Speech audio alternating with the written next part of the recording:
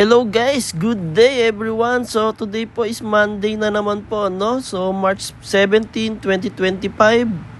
So magwi-withdraw na naman po tayo ng ating kinita sa referral commission. Alright, so naipon po yung kinita natin dito sa CBEX.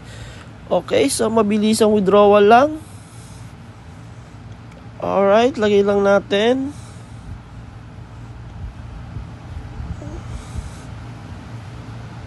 Two two four 920498.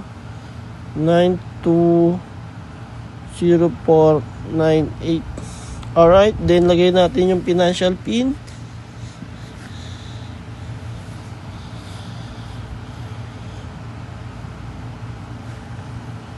Then request natin. Yan. So grabe guys, no? Ang bilis lang ng withdrawal. So yan po, no? Monday, ang sarap mag-withdraw guys. So withdraw tayo ng ating mga kinita sa ating referral commission.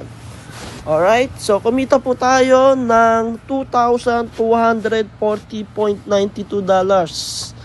Okay, naipon po yan ng Saturday, saka Sunday at Monday. So yan po yung kinita natin.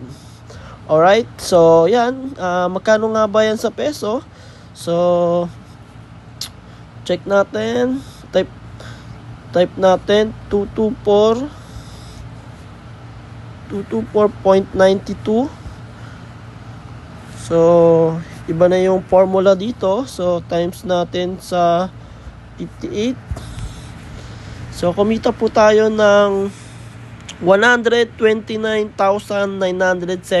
pesos. Alright, so referral commission pa lang po yan, no? Bukod po yung passive income. Okay?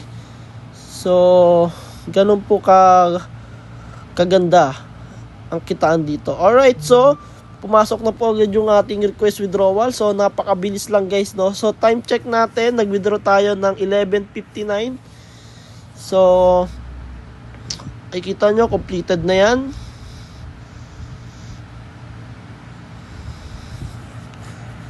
Ayan, so makikita nyo guys, completed na. So it means pumasok na yun sa ating crypto wallet. Alright, so yan po, no. So may makikita kayo dyang red. So deposit processing. So sa ano siya, pinaprocess siya sa loob ng OKX. So papunta na siya dito. Ayan, so naka-progress.